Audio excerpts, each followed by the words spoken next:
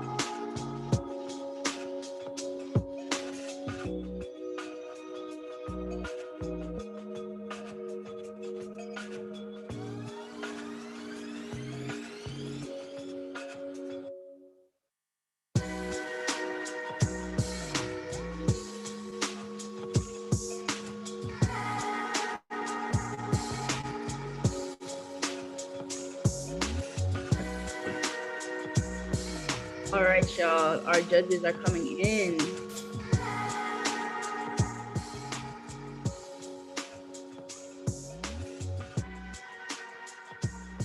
I see one judge.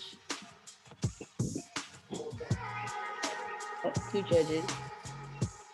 3, 4, and now we're just waiting on the last one. Oh, we came back and it's like the club in here. Yeah. Okay. Sorry, don't mind me. Don't mind me.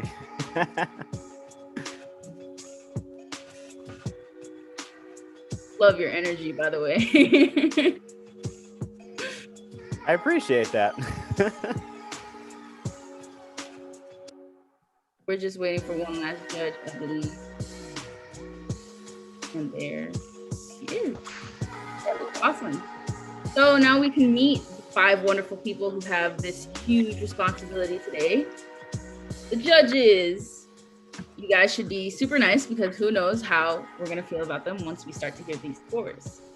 So first up, we have Judge Natalie. She is qualified to judge because she has been published 3 times on Amazon and has been writing since she was 14.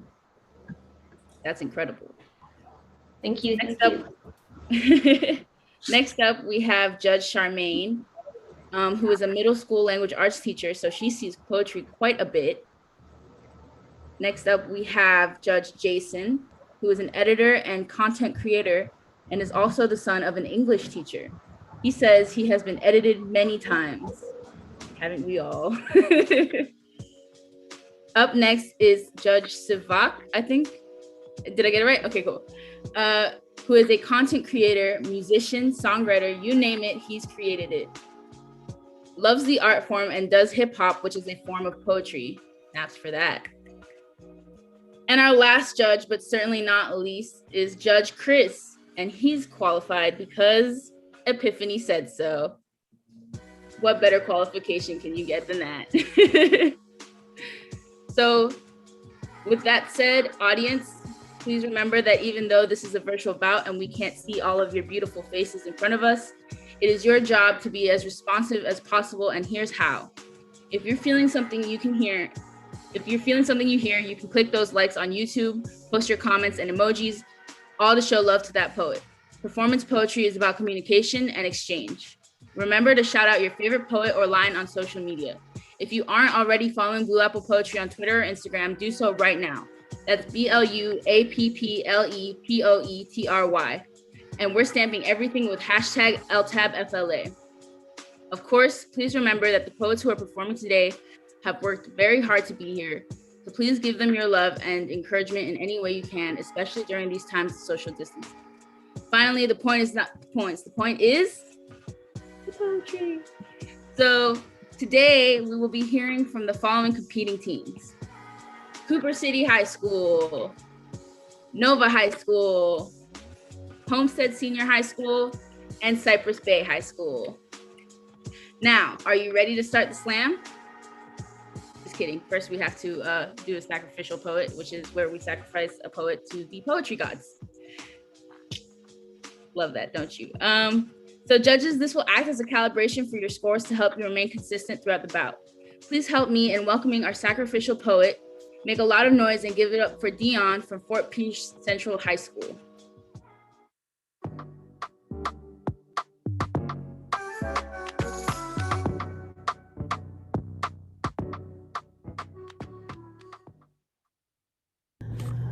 Hi, I'm Dion, and this is my poem, Black Excellence.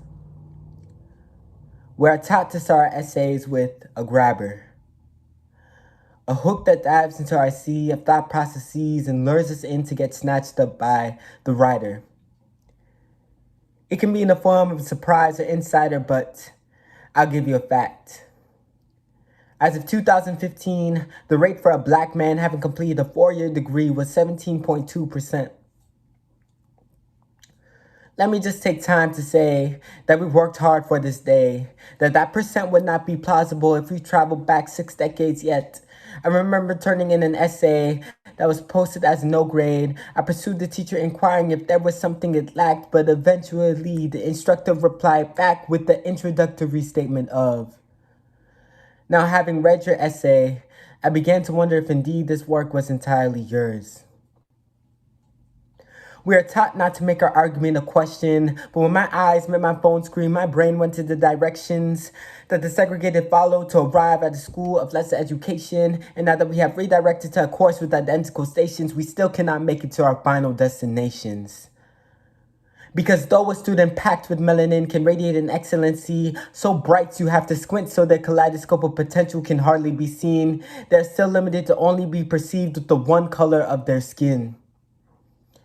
The brown that isn't capable of nothing, but sure is not capable of excellency. However, there are Black scholars that enslave their minds with the labor of education in a school system that lynches the idea of them being productive in this nation. Excuse my alliteration, to think I need a patent. To stay, I stay complacent, but this sent me back to when I learned the word connotation. How the reaction to a word can stray from what's dictionary taken, and I dug through Merriam-Webster and couldn't find lack of excellence in Black's denotation. That's why every single sentence I press onto my paper must impress to revise any connotation that speaks less of my melanin. That's why every single word I serve is seasoned with a tangible flow that can be quoted from the Black man that will make that 17.3%. And when they ask how I wrote it, I'll say that I wanted my essay to have the same conviction and strength that our people had when they were convicted with chains. I wrote for my bodies of text to have the same depth as the bodies of waters that transported the bodies of slaves. I tried to pierce a reader's mind like the blue bullets that threaten innocent Black lives. You see, I shot at my thesis with punctuality, imagery, with supporting sources in my infantry, and hopefully the connotation, what you perceive of me, is not little of a potential excellency. Thank you.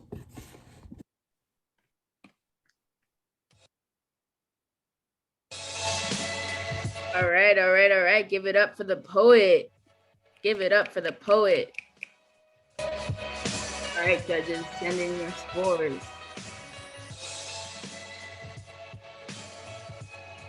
Scores are coming in.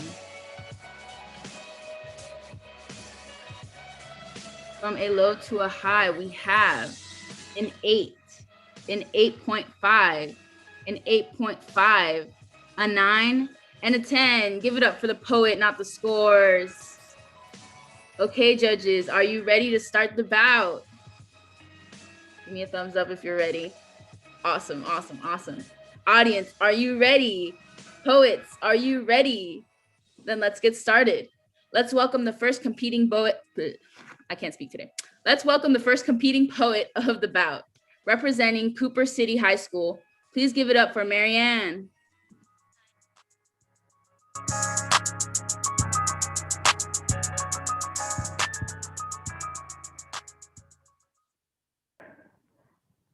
I've spent a lot of time staring down at my phone, and I guess that I decided I'd be better off alone. So I stayed awake. Yesterday, maybe it was Wednesday, I'm so bad at keeping track of time. I look out the window, I could probably see it fly. Back to the point. I keep on losing track of it. I've lost a lot of things lately. Your love, my mind, I'm doing it again. The Wi-Fi went down. That never used to be a problem. I'd consider myself superior. Look at me reading a book. Look at me writing things down. Look at me, got it all together, but I can't function now. What to do? I'm addicted. My phone's shining so artificial blue. What to do? I'm addicted. I like you. I liked you. Where have you gone? My mom, she's my idol. My mom's trying to keep it together. We're all losing our minds. We're like music. She said if you listen to the lyrics of a song, think it's about a girl in love with some guy, but sometimes it means something else. I think this one was about myself. I know this one was about myself. What to do? I've lost your love. You used to say that I was beautiful. Said I would never lose you. You'd be there. We looked around at people changing. Said that would never be us. We never lose our faith in the better. I remember how we used to think. what to do, what to do. I miss you. You're the way I used to be, the way I used to think of me. You held my hand, you held my heart, you held me high. Reality rips me apart, and I don't hate change because the world needs to, but I hate whatever happened that made me lose you. I don't like hating things, but I've learned to. And I've spent a lot of time lately staring down at my phone, and I've decided that it's fine being alone, and so you took my heart and ripped it all apart, and I broke down crying. I miss my friends, I miss my brother, I miss when I had faith in humanity, I miss the naivety that made me believe it was just a small minority who hated so much. I think I hear you sometimes. Yeah, I miss you. I think I'll just plug in again. All right, snaps for the poet.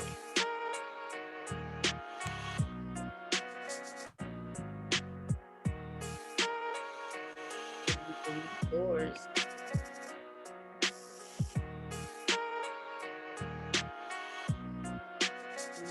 Coming in. All right, from a low to a high, we have an 8, an 8, an 8.3, an 8.3, and an 8.5. Give it up for the poet. All right, next up we have from Nova High School, Alejandra.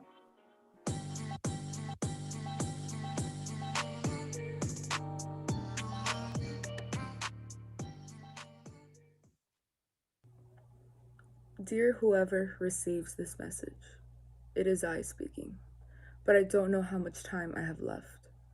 Recently, I've been refusing to go to bed, afraid to close my eyes and not wake, or maybe afraid to wake with someone inside me. At 12 a.m., I try to rest, but my eyes are peeled. I hear the slightest noise and I turn. My body gets cold, but I'm burning at the same time. Chills run down to the bottom of my spine, and my blanket and bed are drenched with puddles of sweat. My blanket covers me for protection of the outside. My prayers are longer than ever before, praying that the Lord up in heaven will listen and keep me safe. From the horrors of the devil that keep me awake, I find myself crying rivers. My pillow has turned into a sponge, absorbing all of my tears and fears. I lie there, hoping that this isn't the end, that nothing will haunt me or possess me, that nothing will control me and leave me defenseless. Dear Lord Father, up in heaven, please save me. Yet I am still a wreck. I haven't slept in days. My mind has been clouded with images and voices of spirits that are making me question my stability. If you find this letter, please send help. I'm all alone. I need company. Please find me. For if I continue to stay like this, who knows if I will make it past tomorrow. All right, give it up for Alejandra. Judges, what say you? We have from a low to a high. Oh, hold on. We're waiting on one more scroll. Okay, from a low to a high, we have an 8, an 8, an 8.3, an 8.4, and a 9. Again, that is an 8, an 8, an 8.3, an 8.4, and a 9. Give it up for Alejandra.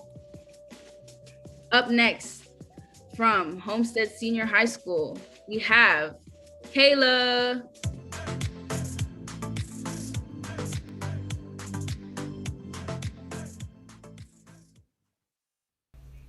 Hi, my name is Kayla Carter and I attend Homestead Senior High. And my poem is called The Debt That I Had. You are always a fighter. One of the things I admired about you, you never gave up. I question myself. Are you watching over me? My achievements, my tears, the rights and wrongs. You were ashamed of your skin tone. Your beautiful black skin glowed when the sun set upon you. You were a beautiful black man. You were snatched from your home, in and out of the system. Your childhood was robbed with no probable cause. 12. Breaking laws to get food on the table. You were never taught to love, instead taught to work. You are a man who helped those who are in need. A man that will put someone else's priorities before his own. You are a beautiful black man. A great sergeant who knew discipline and respect. You had a natural effect on those who knew you. You never gave us a real hug. Our hugs were never long. You never gave us a kiss on the cheek or forehead. You rarely showed emotion. There was always tough love. But you managed to show us that you. One day I got a call, and it has now been a year since my dad died. It felt like I was in a head-on car collision. I didn't feel anything, but then it hit me. I fell and my body ached. I couldn't move.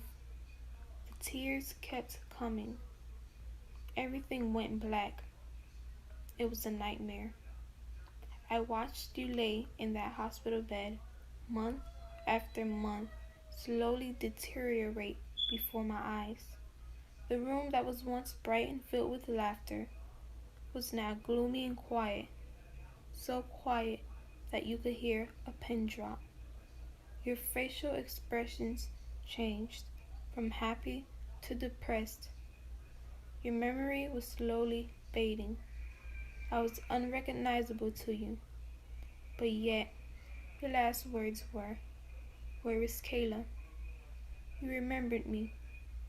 The image of you laying in that hospital bed kept replaying in my head. All that is left are memories. A favorite memory of mine is late at night, just the two of us on separate couches. We were watching live PD, laughing at the foolish mistakes that people made. As I baked the cookies and you talk yourself to sleep while I listen. And when you started to tell everyone the iconic "education is key" speech. Back in the day, I didn't have it as good as y'all. I did not have a good support system. In high school, I barely went to class. I didn't take it seriously. I didn't have goals. I got a GED and went to the Army. After that, I worked as a security guard and washed cars for 10 years. I was struggling to pay rent just because I was a fool in high school.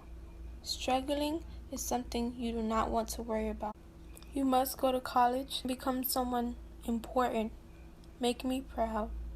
In the end, now that you're gone, I plan on making you even more proud. I realized I must make a legacy out of our name, the Carter legacy. All right, give it up for the poet.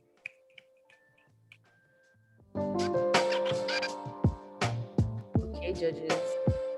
Give me your scores.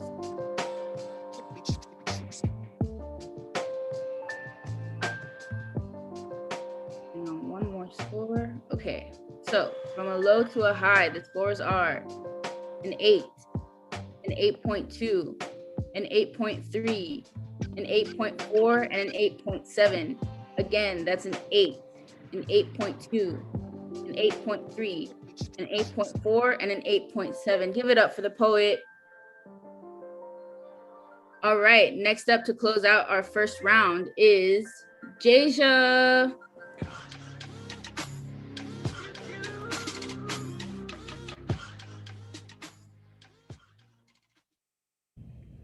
Hi, my name is Jasia McMillan from Cypress Bay Lightning Poet Society, where lightning strikes.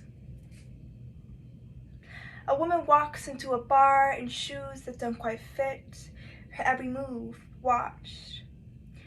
Shoulders high, neckline low, tight velvet red dress, fang femininity of someone much wiser than she really is.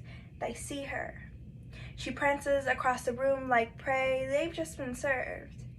Trained to take advantage of any purity they see, eyes devour her smooth-skinned body, a little girl playing dress-up. And they know it, but told to say it's not their fault that their teeth are sharpened to cut, that their hands are too strong to escape from, that their smile He'd get them out of just anything. Using that exact smile, he flashes her hello from the corner of the bar.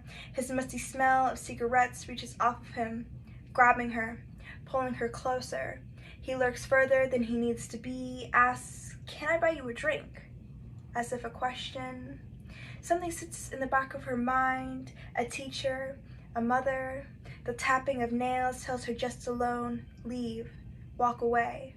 Something doesn't feel quite right, the grip of a handshake a little too tight, a smile too wide, the sound of a nice cold beverage slipping down her dry throat sounds great to her.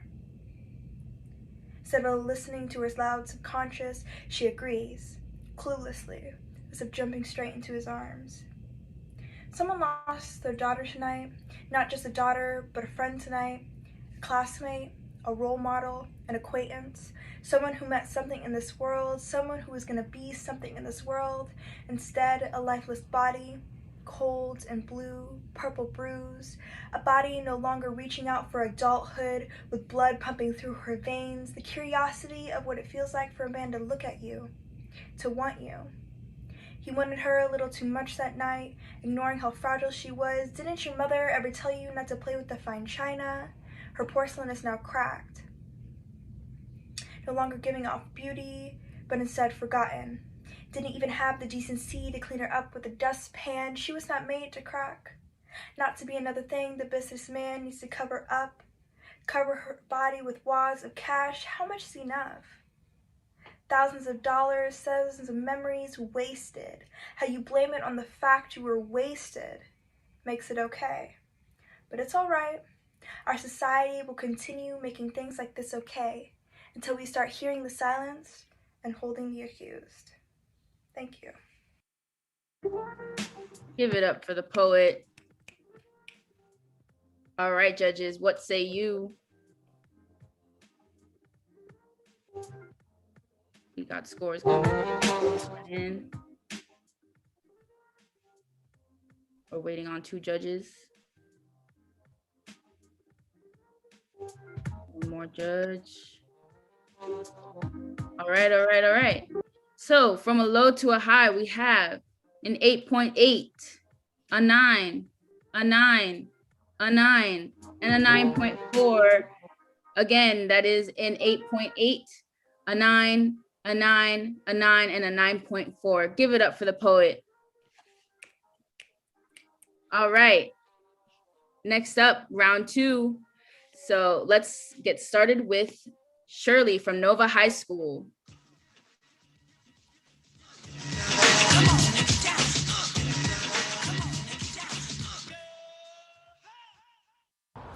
Golden rays of fluttering petals skipping along a path that nearly flows along the breeze.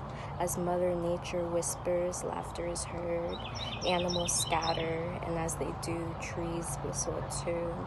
Whistling along the garden as the golden petals scurry, following along the path with the glistening green waves of ground surface chime. As the day goes by and the sun watches in amusement, now nimble and in order, as the beautiful timid moon watches, as the trees cower, as the green waves stifle, Mother Nature soon as well quietly enters an act of slumber. Purple luminous hair, one would think she was of royalty, with her soft sorrow-filled eyes as she reaches towards the sky and the night-filled air. The ears of the trees, stars, and even Mother of Nature soon as well open to see the petite girl cry in acceptance. I am not one of great essence, nor am I as beautiful as the sun in which she shines. Yet as she accepted me, I as well accepted her in her gasping brilliance, her brilliance in which eloped my mind and soon followed through this chained star's ghastly heart, chained by divine rule in which me, a so sinner, for loving a creation in which God's masterpiece.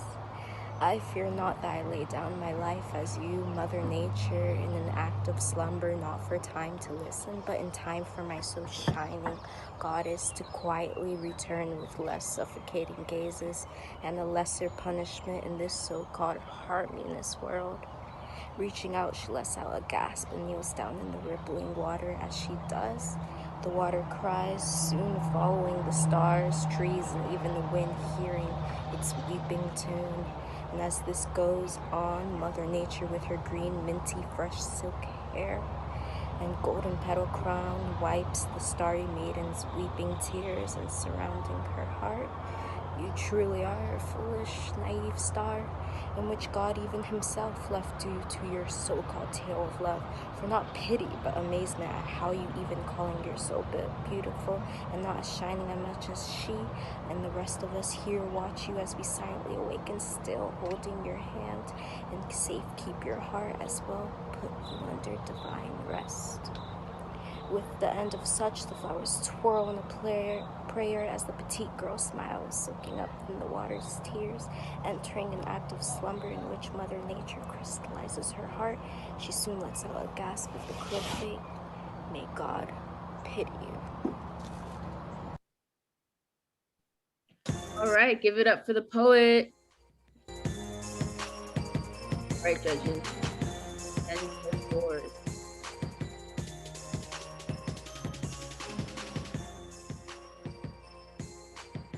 We have From a Low to a High. Wait, we're missing one score. Okay, now we have From a Low to a High. An 8, an 8.2, an 8.8, a 9.1, and a 9.2. Again, that is an 8, an 8.2, an 8.8, a 9.1, and a 9.2. Give it up for the poet. Next up, we have from Homestead Senior High School, Angelina.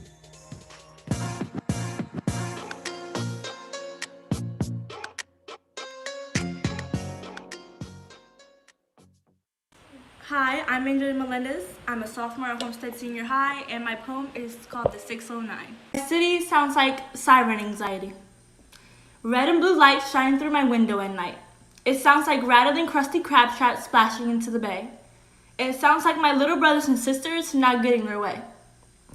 My city smells like ocean breeze, calm and comforting, like tangled seaweed on cold sand.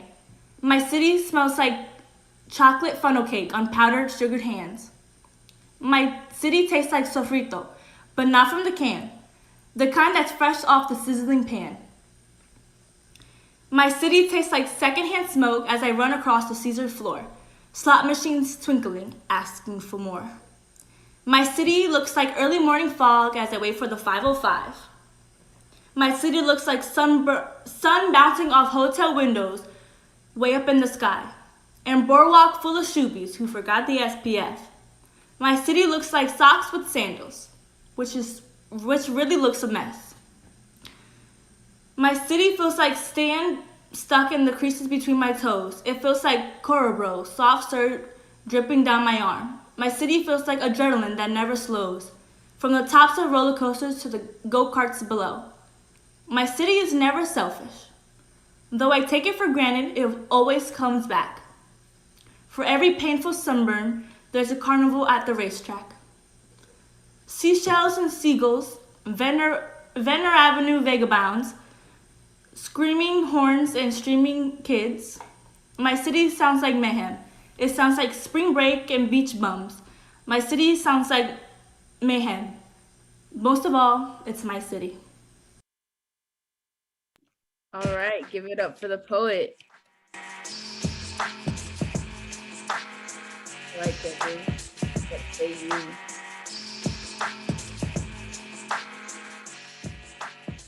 We have From a Low to a High, an 8, an 8.2, an 8.7, a 9, and a 9.5. Give it up for the poet. Up next, from Cypress Bay High School, we have Amelia.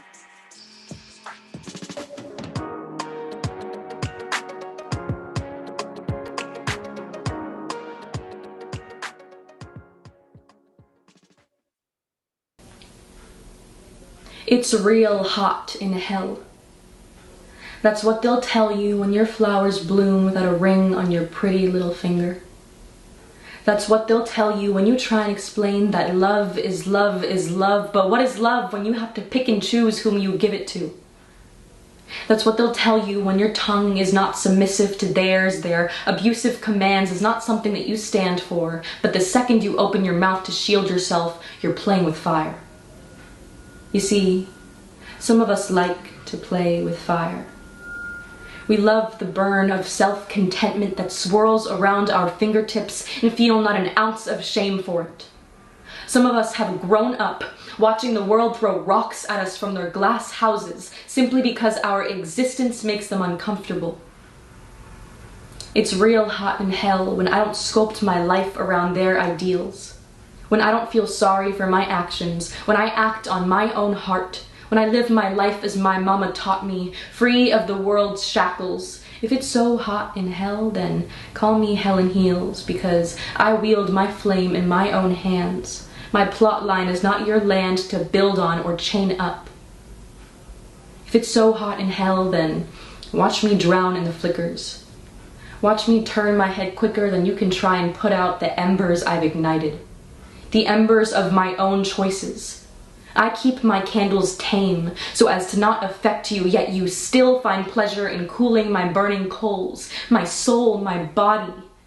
They blossom with incandescent flares, the most beautiful light show you've ever seen, yet you still only notice the ashes falling from my fireworks. Listen as I whisper my name in the sunlight, boiling with the warmth of the rivers that rush through my bloodstream. I hold a match in my grip, waiting and watching as the flame crawls down toward my fingertips. When you play with fire, you get burned. And there is nothing that feels better than the blaze you create with the kindle of not giving a single care. So stand back. Haven't they ever warned you? If you can't take the heat, stay out of the kitchen. Give it up for the poet. All right, judges, what say you? We have, let's see, we're waiting for one more judge. Okay, we have from low to high, a 9.1, a 9.3, a 9.5, a 9.7, and a 10. Give it up for the poet. Next up to close out round 2, we have from Cooper City High School, Olivia.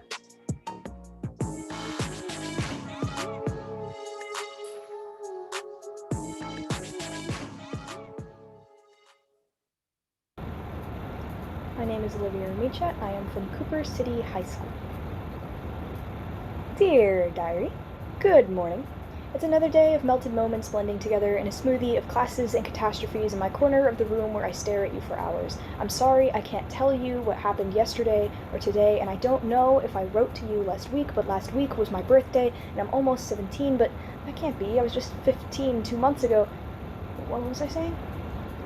Dear Diary, good morning.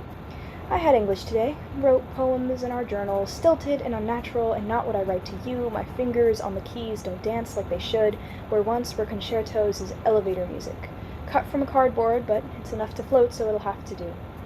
Math came and went today. A 0 glares at me from the gradebook, begging me to remedy it even though it's not worth my time anymore. It's just one assignment and it's late 6 weeks.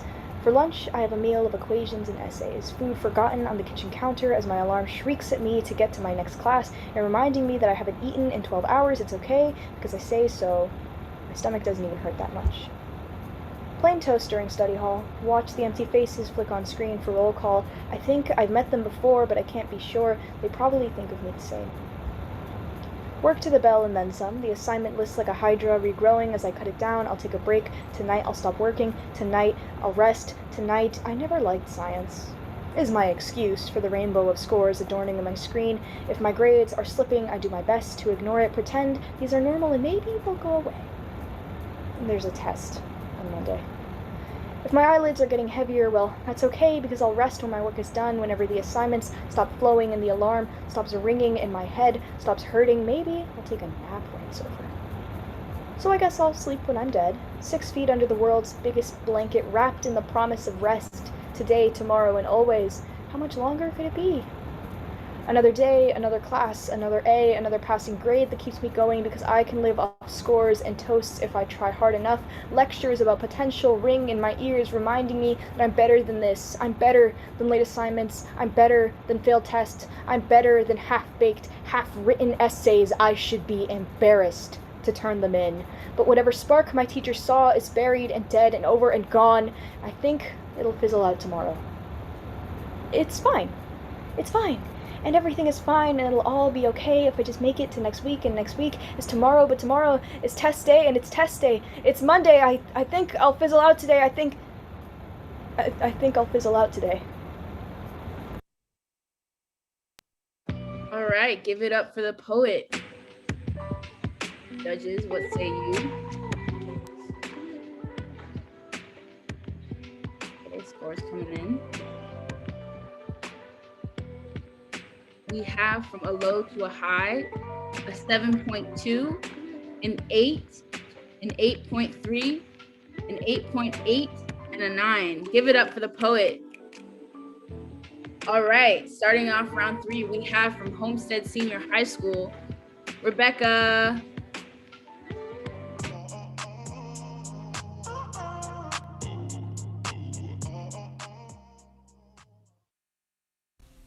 Hi, my name is Rebecca Partridge. I'm from Homestead Senior High, and my poem is titled Gracie. You are the first sister to me, first baby I got to hold, first baby I got to feed, the first person I ever lost. I wish you were here to see all the good things that have happened. Like me meeting the 3 people I trust more than anybody at school. Gio, Jaden, and Lamaya. Like me getting my learner's permit even though I nearly hit a mailbox. Like giving food to the homeless and the hungry during this pandemic. Like becoming a cancer survivor. But now we are in a global pandemic, can't go anywhere, wearing a mask is the law. And everyone started school online, and it's so hard to have to go back physically when I keep getting quarantined. But this pandemic has made me realize how true people are, because a lot of people during this pandemic over stupid stuff such as politics and COVID-19 just itself. And I've also realized how cruel a lot of people are, because even though we're in a pandemic, people are still wishing harm and death on others. I wear a shirt with your name on it daily now. I dream to name my first daughter after you. I dream to have a tattoo in honor of you. Most of all, I dream to be able to see you laughing right in front of me. Just one more time. It was very tough when you left. I bawled my eyes out for days. I had breakdowns for months. It shattered my heart to see you go. Nobody knew how it felt like someone had just broken through my rib cage and forcefully drained all the life out of my beating heart. Nobody knew how it felt like a wave was crashing over me, sweeping me away, smashing me into other debris, causing me to think that you died because of me. I couldn't stop thinking, was it me? Or did I do this? And somehow all the happiness in my 10-year-old self was crushed, as if the London Bridge collapsed over it. But even though I felt all this pain, I will never forget about you. I'll always stay strong for you. I'm sure you already know this, but every year we let out balloons to say happy birthday, and we miss you every day. Austin really misses you. He doesn't like when I bring up your name. But I just have to remind him that you're still here with us, we just can't see you. Sometimes it cheers him up, but sometimes I must give him a hug to let him know it's okay to feel sad. I hope you have a great birthday this year. I love you dearly. I remember when I first got to hold you. I slipped out on a once-in-a-lifetime field trip just to spend more time with you and had the privilege to feed you. It's heart-rending how the first time I got to hold you and feed you was the last. All right, give it up, give it up. Judges, what are your scores? Okay, scores are coming in. One last. Okay. We have from a low to a high, a 7.7, an 8, an 8.1, an 8.4, and an 8.5. Give it up for the poet. All right, next up in round 3, we have from Cypress Bay High School, Gowdy.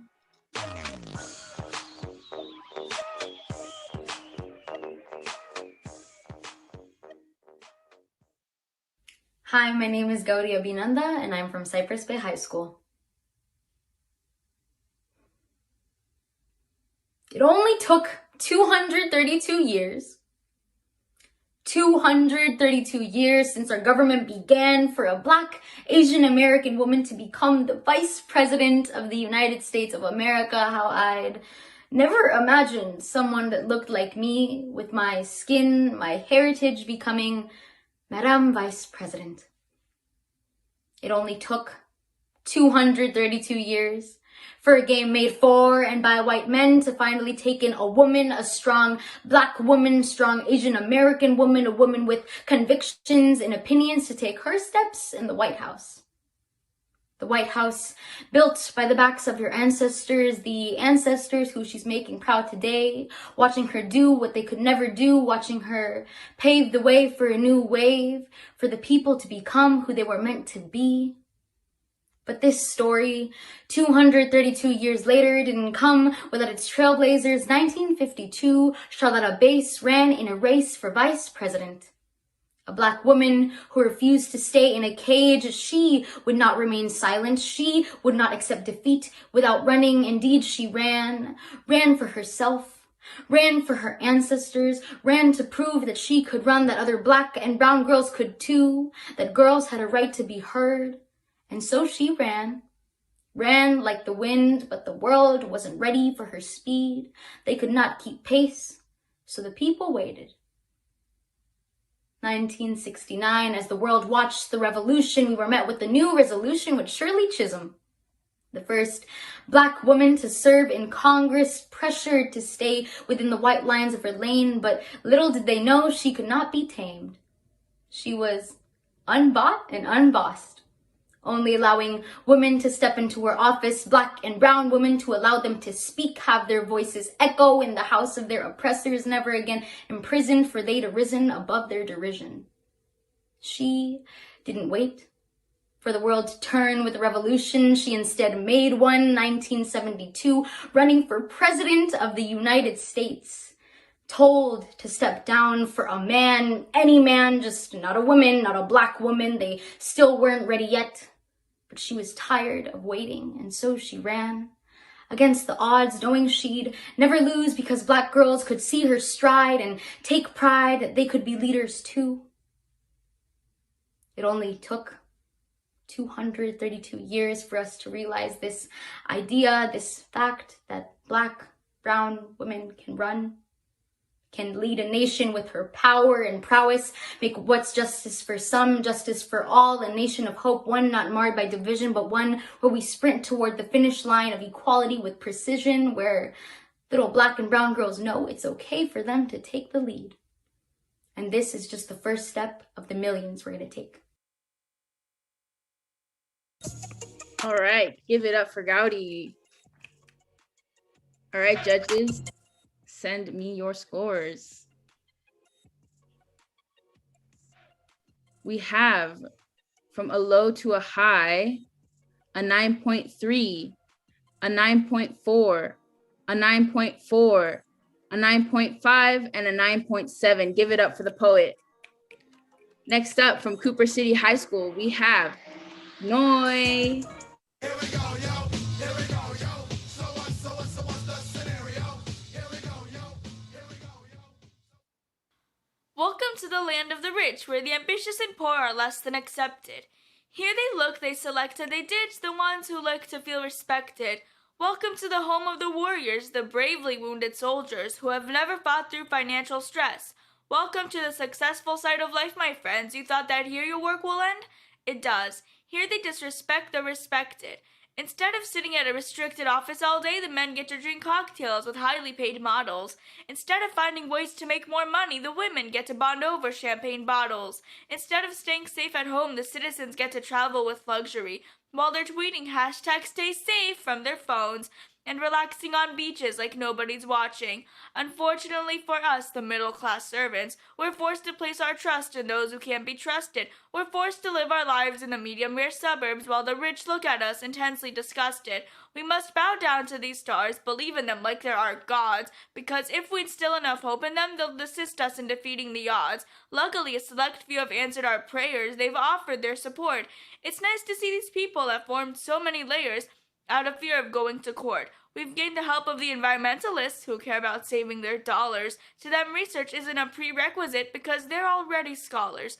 Thanks to them, half the world's fighting pollution while the other is standing the bare minimum. The performative activists who praise wearing masks but can't seem to keep them on. Ugh. Look at the examples we have for future generations. Look at the potential leaders for our imperfect nation. Look at the ones who think they're doing something by wearing a piece of fabric. They don't even get to educate themselves on what it is. Isn't it tragic? The saddest thing is that kids out there dream of being in that position where the whole world is in their hands and they gain that recognition. They dream of building a better world seamlessly and effortlessly, and they project themselves onto the ones who think their world is the one where we're living. See, as a teenager who understands how the world works as far as her eyes can see, it's devastating to speak of the flaws of society. It's more tragic to think of the young ones who are forming wrong opinions due to the ones who they're idolizing.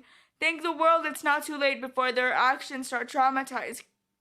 The youth and the elderly speak of shaping a better generation, so I suggest we turn actions into words and fulfill this proclamation.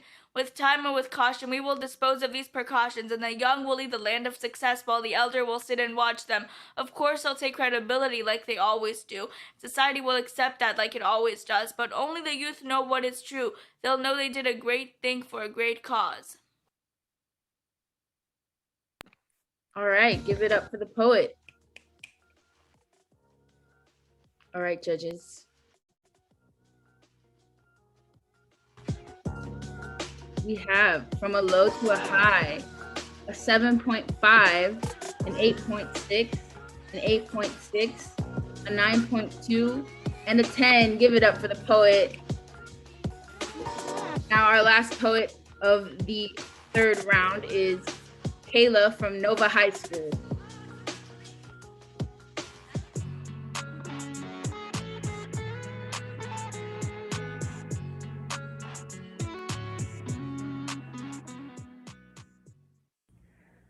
I sat upon their dining table, injected with vanilla and caramel. They fueled my flame, and I filled their room with delicious aromas and feelings. Feelings of warmth, familiarity, and comfort. Feelings that I could never experience. I have but one purpose in this household. My light is to set the mood, my smell to intrude their appetite, and nothing more.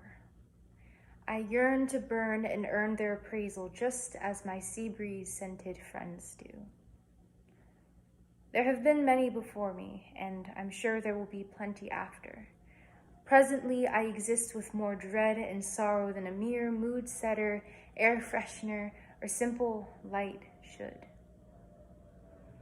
On days I wish I were no more, I imagine life as someone else. A flashlight surely does enough, doesn't he? We both provide light when requested, and though he lacks warmth and flavor, can't he brighten the room?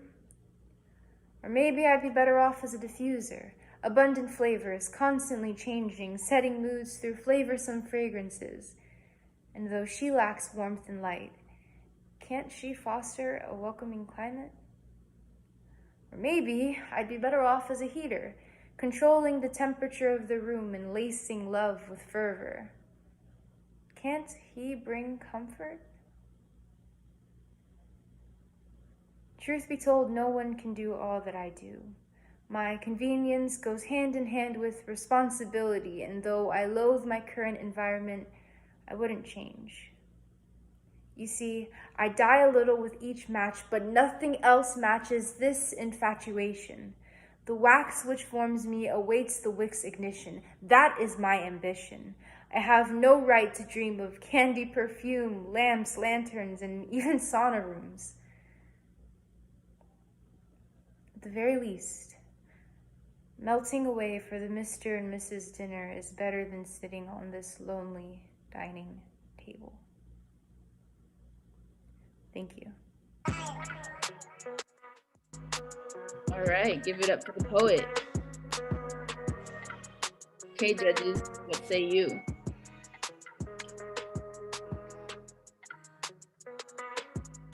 Okay, from a low to a high, we have an 8.4, an 8.4, a 9.2, a 9.2, and a 10. Give it up for the poet one more time. Okay, next up we have an indie, our first indie competitor of the night, I believe. I don't know, I could be wrong. Well, at least for this bout, it's the first indie. From Walter C. Young Middle School, we have Devin. Come on. Come on. Come on. Hi, my name is Devin Modia, and I'm representing Walter C. Young.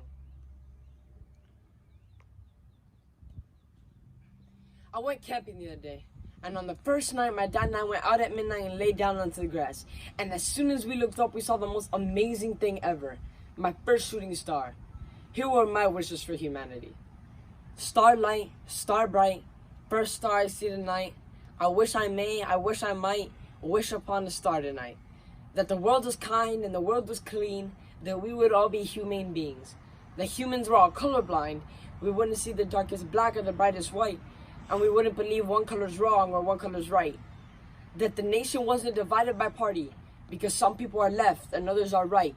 But if no one can agree, then what do we have left, except all the issues over which we fight? That people would have an open mind, and maybe then the truth they'll find.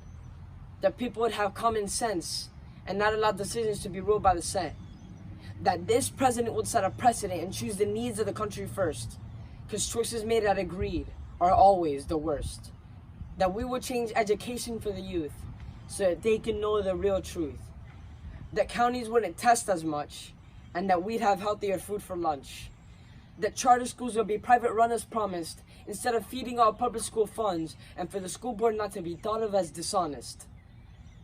For districts and countries to share, so that they could give the world better care. For the nation to have healthier food, because the choices we have are not good. I wish to prevent homelessness in our nation by having mental illness and poverty face eradication. For hurt people not to hurt people, and for bullies to be made more feeble. For terrorists to meet their maker, so that we could all feel safer. For people to be nicer to one another, and love their neighbor as their brother. For people to be nicer to their families, so that they could create a healthier tree. And now it's time I go back home where no star will see, because light pollution has kept the beauty hidden from me. Starlight, star bright, last star I see tonight. I know I should, I know I could, do my part by doing right. Thank you. All right, give it up for the poet. Hey, judges, what say you? Okay, we have from a low to a high, an 8.9, a 9, a 10, a 10, and a 10. Give it up for the poet. Okay, starting out round 4, we have from Cypress Bay High School, Raya.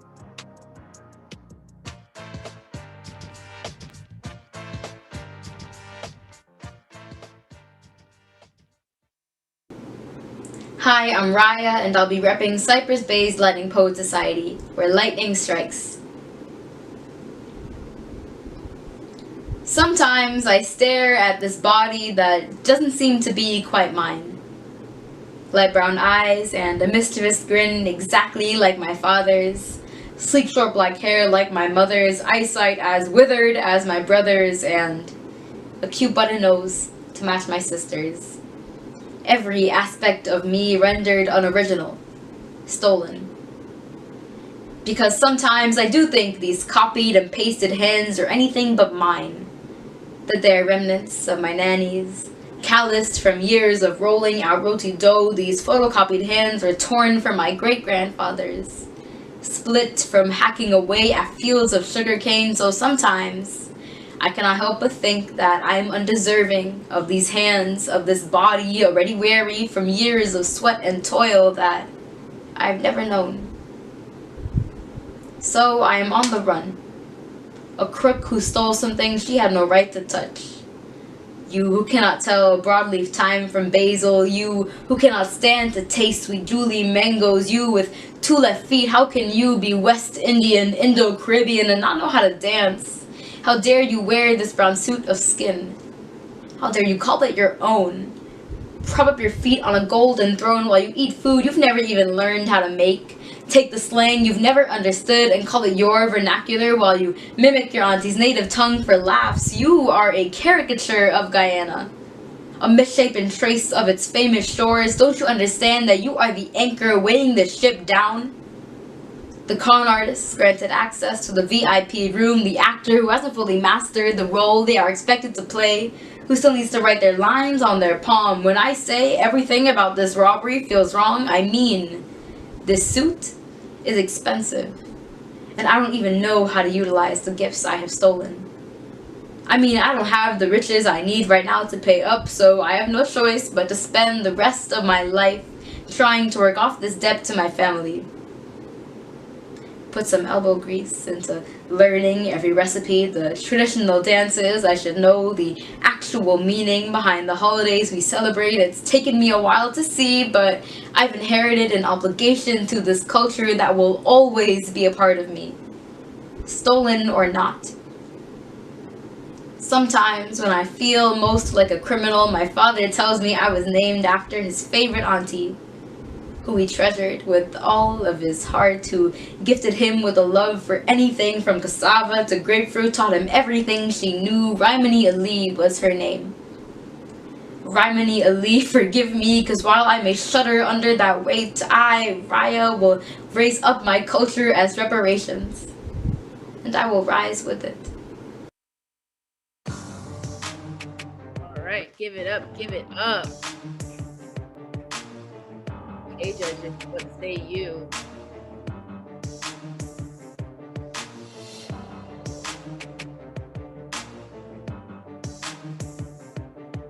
Okay, we have from a low to a high, a 9.1, a 9.2, a 9.3, a 9.4, and a 10. Give it up for the poet. Next up, we have a duo from Cooper City High School, Brianna and Vanessa.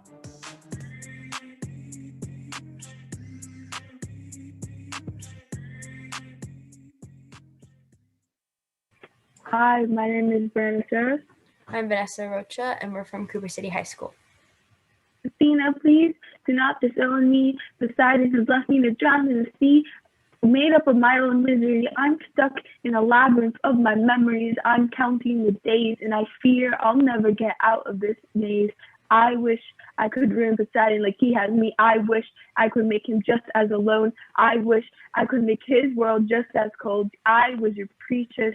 I lived by a vow, but now I can only kneel at your feet and beg that you please forgive me, that you please help me, that you please do anything. My feet stuck under the weight of revelation, but my heart plummets in despair. My love for you deeper than trenches as you lie here shattered like glass. You are a victim of circumstance, and I free you of taunting blame. I'll make your name painfully burn till he cries in endless ocean. Like an arrow, I pierce revenge through his hollow interior. As a woman, I don't feel inferior. I knock on death's door. Your vow bonded with light shines purely white through thick black poison. He sickeningly teared your happiness bit by bit while you were powerless. Snakes and eyes worthy to turn a man cold is a weapon that you hold. My wisdom endless with ideas warranted for doubt. A monster appearance horrific and terrifying with a heart preserved in peace. Feelings of uncertainty, fear can all be implemented on anyone who comes near. I've built you into a machine permanently charged. Now shock evil stiff as a board. You, Athena, have my adherence, and now with a scaly appearance, you have given me a gaze so cold that I can make a man turn to stone and be the cause of his disappearance. Making it so harm a woman he may never is my deepest pleasure. Serving under you, I'll stay forever. I will protect you as lovingly as a mother with built-in defenses holding you together. Avenge those broken feelings. I am your right-hand woman, no need for a weak man. They paint us with words of weakness, but we create our own picture. I've given you the foundation, so build the house. Growth and potential make up your DNA, so make them pay. It's not your fault you weren't asking for it. You are more than a pretty face who let it happen. My words need your company, so help me form this colony. You are my novice, but let's run into tomorrow, my friend. My God, if not a day will come, I do not worship you. At your feet I will lay. The rest of my life will be spent devoted to you. Poseidon will not break me. We'll rise again. At your side I will stay. I would drown for you. I would spend an eternity suffering for you. If you asked me to die in your name, I would with honor. My affection flows until your kindness repaid. I will spend my days protecting those like me under your name. My goddess Athena, tomorrow starts today.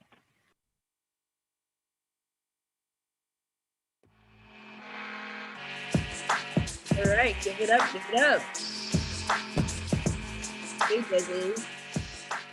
Send in your scores.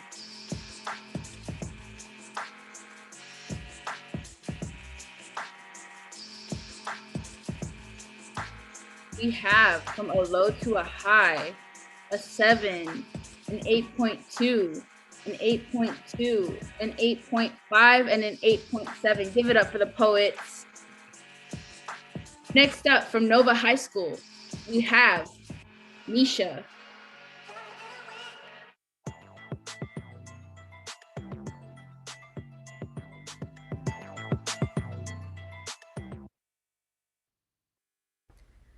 As I sit in this calm, I see things I hadn't seen before. The word perspective plays in my mind as if we were talking again. My sister, you were right, because it is about perspective. You can look at my hibiscus and see a dead flower, but I'll smile because I know that she once bloomed. And when she bloomed, she was passionate. She was beautiful. She felt the wind pass her by, even if it was just for a day she lived. She gave the highest praise. Like a child, she held her father's arms to cross the street of ache. It feels like waves. Sometimes it hits you hard and fast, and sometimes it goes by slow, and you'll gracefully lose control, but you'll never know. And at some point it feels as if the waves hit too hard. I become frantic, not okay with losing control. It's like I forget how to swim. I drowned. I want to swim again, but it seems as if the waves always overpower. I want to speak, but only words of uncertainty will come out of where I think I'll end up, because it's all I have consumed and it's all I think about. Papa could only swim for so long. He was a good one too, but when he got tired, he let the water carry him. In this, I know I can only meet peace when I lose control. When I let the water carry me back home. Father, show me the beauty I had not seen. I'll sink, but I'll rise with new eyes. I know I am nothing without this touch. So I dress this thing called pain in gold. I light it on fire, and I choose to amplify it to the world. Thank you. Give it up for the poet. All right, judges. Scores are coming in. Okay, we have from a low to a high, 8.8, 8.8, a 9, a 9, and a 9.3. Give it up for the poet. Our last poet of the fourth round is Anna from Homestead Senior High School.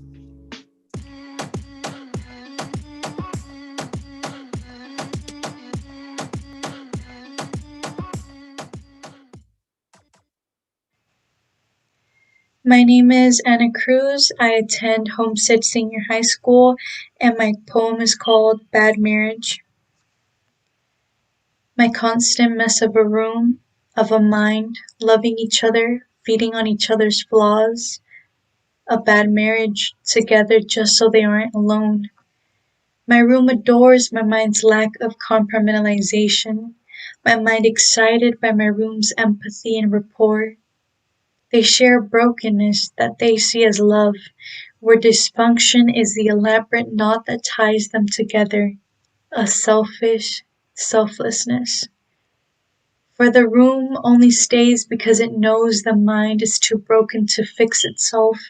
It wallows in its own pitiful mess, hoping one day it can be the hero that saves the mind from its self-induced drowning in the flood it has made of its thoughts. A flood that can only subside when the mind surmounts its fear of drought. This is how their love grows. The room keeps the mind stimulated by keeping music and the pages of half-written poems together, and the mind makes sure the room doesn't grow old too soon from its own dull semblance by compiling empty chip bags and notes of information in a room filled with boring white furniture. They've acclimated to this losing game, for the room eventually always awakes from this starstruck love. Eventually the room realizes it can't be the hero of every story, especially not this one, so the room declutters. It throws away the pages of half-written poems and songs, places the clothes the mind was too insecure to wear back in the closet, picks up the teddy bears the mind clings to when it's terrified of its own loneliness, and finally mops the tears and the puddle of wine the mind once spilled. The mind hates these moments while they happen, but later rejoices in the peace it finds in a clean room. Now that they have awakened from their perfect fantasy, they each pack their bags. They leave each other with a final kiss, not in pain, for they know they'll see each other soon. For they know their greatest weakness is not that they are messy, it is that they are too naive to realize they patronize each other, too dumb to see their love is their downfall, too arrogant to see they're broken. See, I love when they break up, but I'm too weak to keep them apart. So when they inevitably reach each other again, I'll naively open the doors. All right. Give it up for the poet. All right, judges. What's you?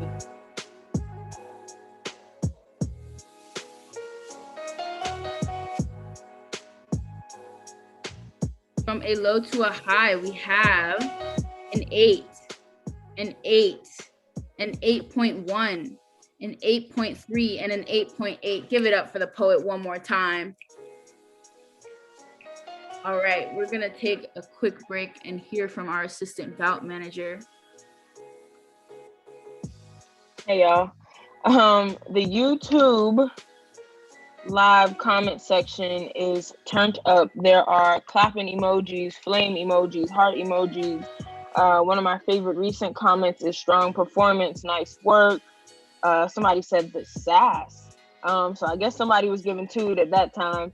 But I will say, so like I scrolled back earlier, what's his name? Brandon managed to put an emoji that was like doing the dab in the comment section. I'm trying to figure it out because it's not on my phone. I don't know if y'all got that on your phone. That might be an Android thing, but like this, the dab. So I'm excited.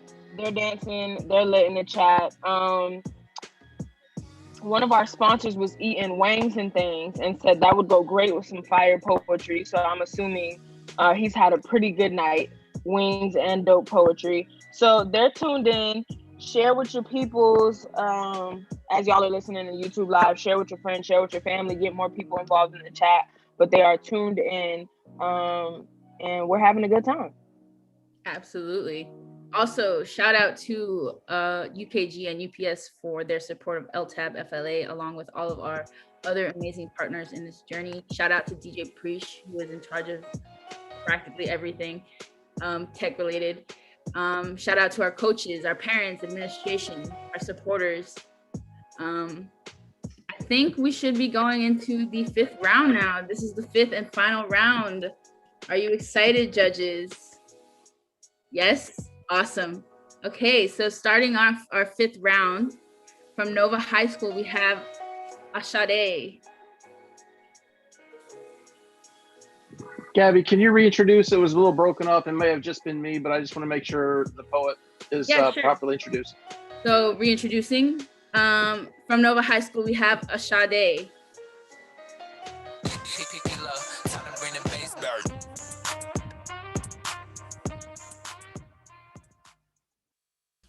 The funeral song hums like a choir as you mourn the loss of your daughter. In truth, the rotting corpse was there years ago, but she didn't know she was dead yet, so how could you? Your daughter, buried in the pink frilly skirt you bought her, hair untrained and recurled to drop down her shoulders. Your daughter, bent out and bent in, skin curving with empty mouthfuls of air, the way she had to look for her man when she was old enough to have one, to give herself to some broad-shouldered, bare-teeth, ripened man, full of enough wind to push her out of the storm or pull her into one. Your daughter, caked up in various shades of lavender and peach, the colors you taught her she couldn't be pretty without. Every time you said, "Do your face up, you don't look presentable," in her natural state. Your daughter, brandished in necklaces and bracelets and rings, weighing her down in that water, is why it took the divers so long to find her pruning body, her supple skin detaching from her bones as she lied there in the sand. And she didn't know she was dying, because the fish eating away at her painted on flesh, the overwhelming feeling, felt just as familiar as your words in her ears and your hands on her face and her body in your shadow. She didn't know she was dying because she was so used to being eaten alive. The funeral song hums like a choir as you mourn the loss of your daughter. In truth, her frail pulse is still pushing through the veil of her chest. Skinless, stripped bare of everything that made her beautiful. Flesh pink and bone white all over. Are you satisfied? Glistening with a fresh breath of life. Are you satisfied? And she's realized that she wants to bear the fruit of an Amazonian warrior. And she wants to wear her follicles empty and shake her scalp in the wind. And the only important thing she's decorated her body with is the promise that she will always be enough. The knowledge that in that water, bent out and bent in, all her skin is lovable in her natural state, in any state. And that will have to be okay, because you are mourning the loss of your daughter. Standing over the casket, hovering over the water, while she is standing there waiting for you to pull her out. Thank you. All right, give some love to the poet. Judges, what say you?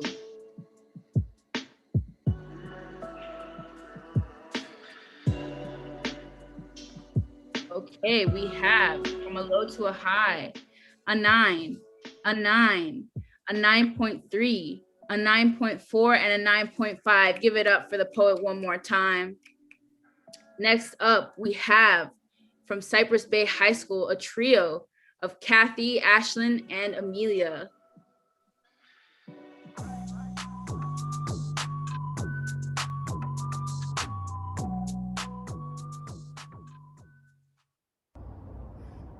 Hi, I'm Kathy. I'm Ashlyn. I'm Amelia, and we are representing Cypress Bay's Lightning Poet Society, where lightning strikes.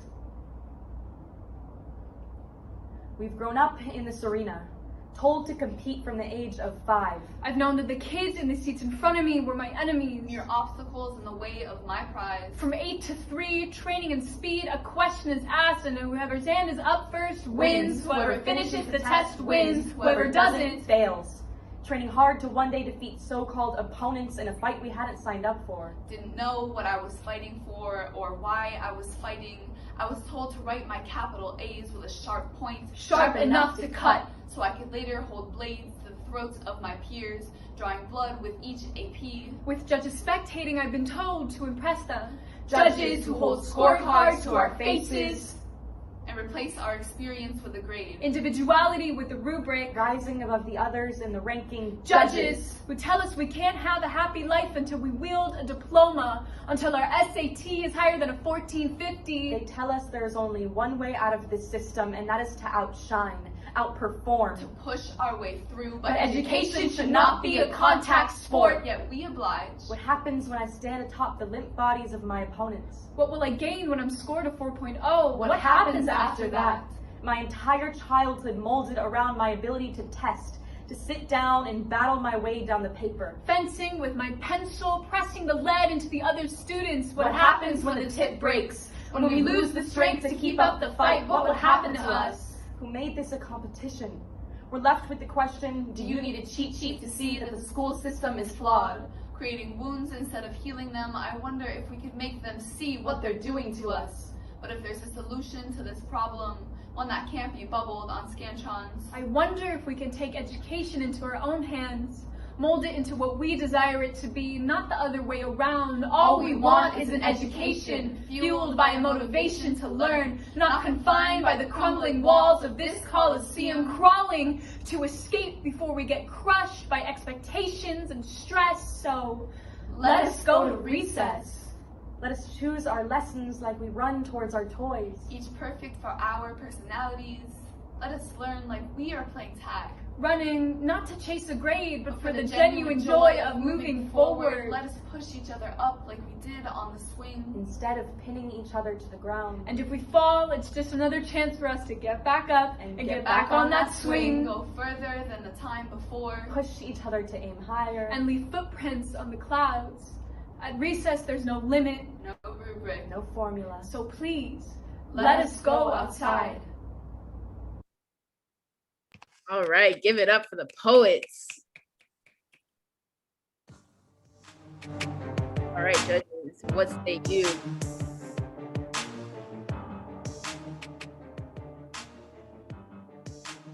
All right, I think we have all the scores in. We have from low to high a 9.3, a 10, a 10, a 10, and a 10.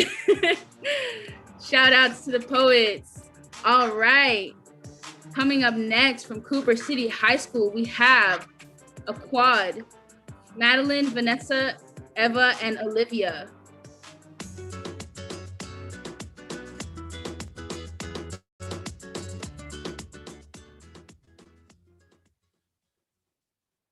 I'm Madeline Epps.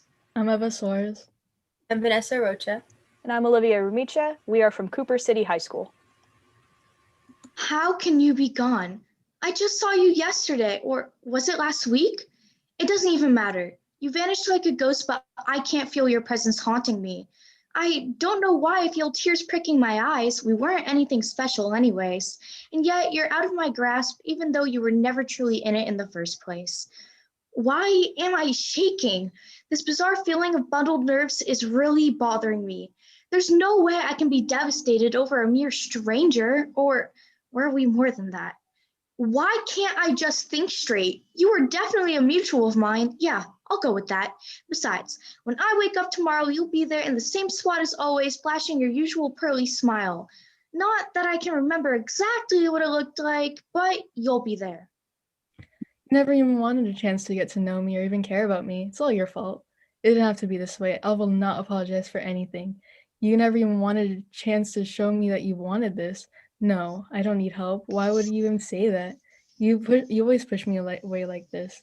Your metal bullets that you shoot into my glass heart are more painful for every text that you don't send and every call that goes unanswered.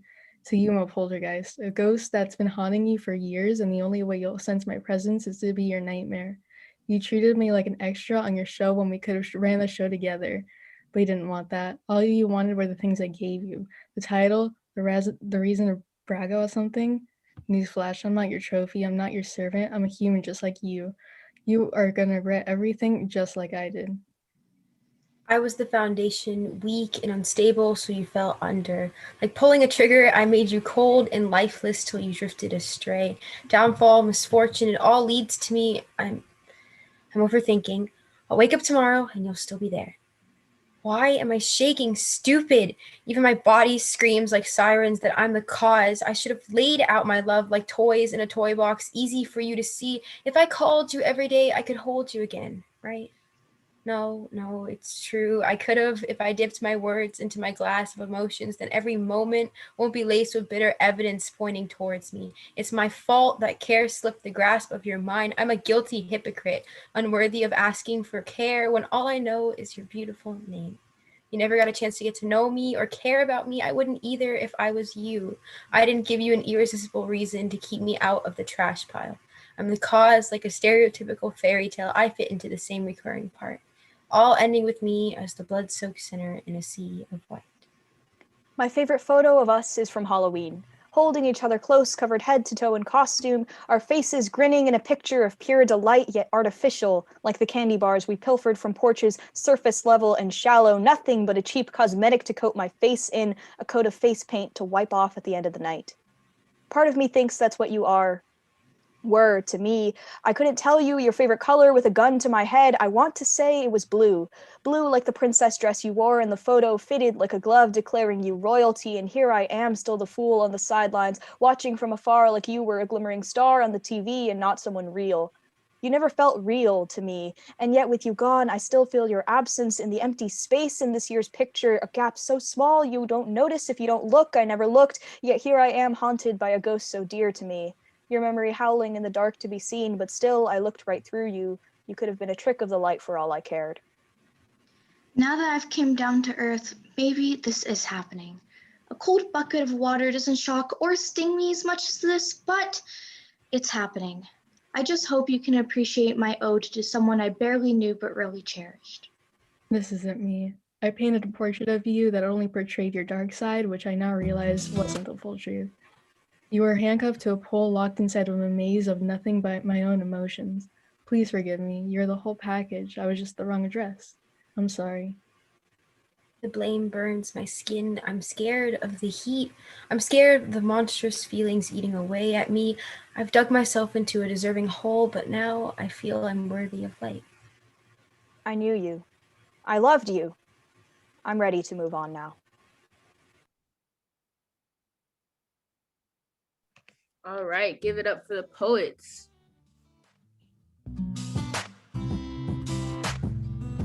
All right, judges, what say you?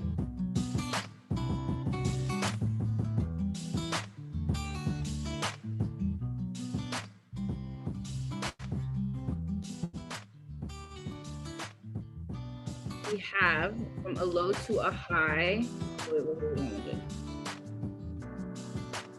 Okay, we have from a low to a high an 8.1, an 8.5, an 8.6, a 9.3, and a 9.5. Give it up for the poets. And to close us out for this bout, we have from Homestead Senior High School, Lauren.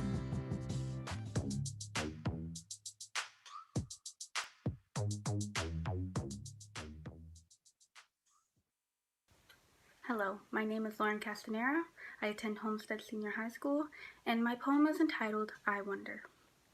I wonder what it'd be like to be someone normal, to not have to see my reflection, the insecurities seeping from my body, reminiscing about the incapacity to journey back to SpongeBob cake birthdays filled with complete naivety, oblivious to the underlying troubles ahead of myself. trapped in a web of my family's hypocritical ordinariness, accumulated from their own affliction, the harmony between us diminishing like the last note in a song. I was an outsider, the only left hand in a group of right hands, misshaped as leaf spots, white patches scattered across my skin. My reflection is a mirrored gateway into my past, kept away from the world behind a glass wall, not perceiving who I was or who I could be. I cropped myself out of family photos. The non-existent wrinkles of my passiveness formed a mask to hide the truth of the lies that my eyes carelessly observed, using sweaters to engulf the harsh thoughts in my mind, red-horned devils advancing one by one to torture my mentality with their sharp pitchforks, wearing headphones to avoid the ignorance of the world, people disregarding the hideous thick white scars that lined my soul. I dreamt endless dreams, a masquerade of paradise that led to a beautiful disguise warping my senses. Blue, clear skies and a field full of bright yellow sunflowers with crystal water in the center. I reached out and touched the large body of liquid purity, almost vanishing into an abyss of a gray-colored palette. I locked my sanity away in a cage like a ravenous beast after awakening. Apathy had imbibed the innocence from my childhood. It turned an angel's blessing into a demonic game of Russian roulette. Two choices, whether to walk in the sunlight or stay in the small closet where I didn't want to be. I knew I required accessible help, but not from those who charge every per overthought in our brain using the overstated statement. So how do you feel? No, I needed to find the shiny gold key to unlock all the musty barred doors and set free my happiness. Doing 2,000-piece puzzles, I knew that happiness couldn't be physically located, but emotionally controlled. Realizing I needed to change my ways and win the war in my head, called upon those who stuck with me since the beginning, those who heeded my silent plea as I go anywhere. Their fictional weapons battered the barriers and the chains that had directed me on a path towards the end of the line. No longer laying in the dirty deep trenches while others fight, the characters of my fantasies became my allies and pushed me back into society. I was no longer a stranger to those known. I was no longer wearing a fake mask to deceive them. Accepted for my imperfections, I finally belonged. All right, give it up for the poet. All right, judges, what say you?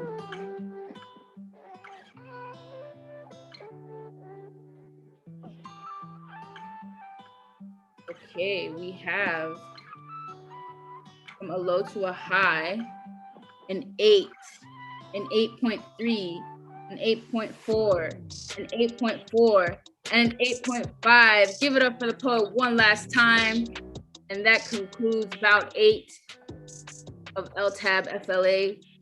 I want to thank our DJ, the teachers, the sponsors, our bout manager, our assistant bout manager, all the competing schools.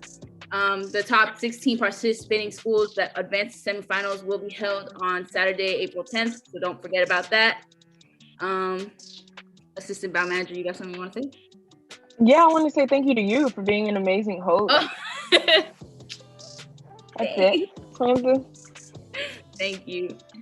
So we will be waiting on the bout results, and when I get them, I'll announce them as soon as I do.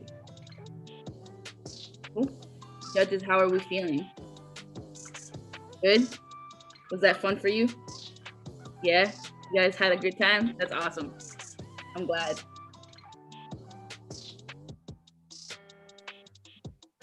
We'll just listen to some tunes while we wait for the bout results. It feels like it's way more difficult to be in school than when I was in high school. I mean, damn. Oh, it definitely is. I feel for high school kids, man. I wouldn't be able to do it. I give you all so much credit. This was awesome. And all of them kids, man, fantastic job. Way deeper than I was at that age. Let me tell you. Blown away by the talent. Yeah, they definitely have some thoughts. Mm-hmm. I was certainly not swimming in waters that deep. Let me tell you, man. Vok and I were in the same pools, but different states. It had me feeling like at that age I was splashing around in the kiddie pool. My goodness. Well, thank you guys for coming out to judge. We appreciate you. It was a pleasure. Absolutely. Oh yeah, my honor, please.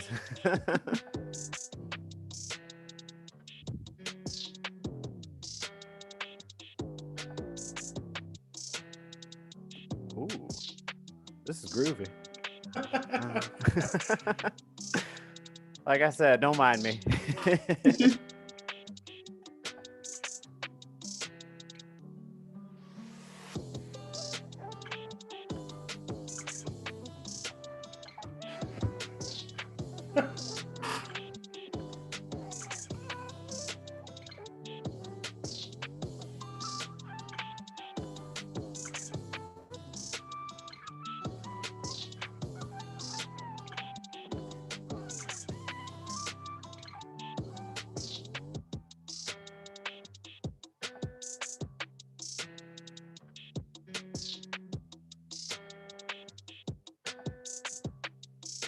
Now you're straight tripping. There's really nothing better than this man in a very good mood.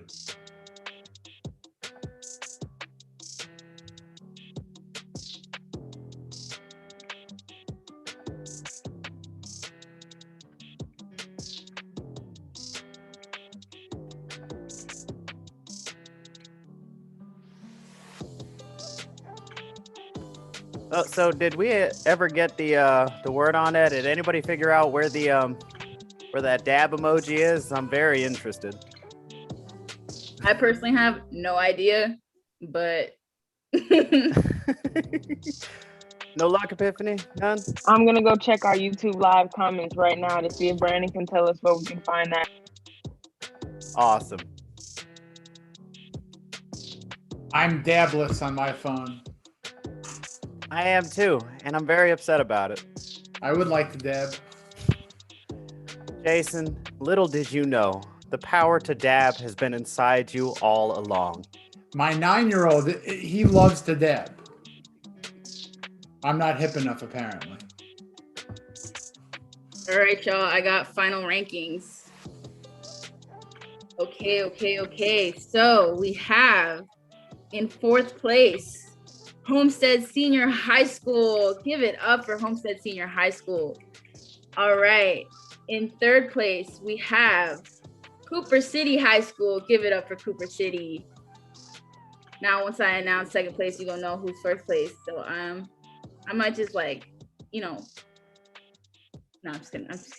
Okay, so in 2nd place, we have Nova High School, which means our 1st place winner of the bout is Cypress Bay High School. Congratulations. Congrats to all the poets. Thank you for sharing your truth. We appreciate you. I think that's the end of it, you guys. Yeah, thank you, everybody. Thank you to the team. Thank you to the judges. We hope you had a good time. We hope that you come back as the audience next time and you just get to enjoy without the pressure of having to judge anybody. Shout out to our bout manager. Shout out to our executive director, Seth, who's been just chilling this whole time and got to also be a spectator. Shout out to our director of operations and our in-house DJ Preach, who really does not get enough credit. Please, really does not get enough credit. So we big up DJ Preach at every turn. Shout out to our scorekeeper who's been keeping us in line. You definitely do not have to go home because you're already home, but you are more than welcome to hang up the Zoom call when you feel like it. Everybody who's in the audience, we hope to see y'all, hear from y'all, see some more dab emojis so we can figure that out for Judge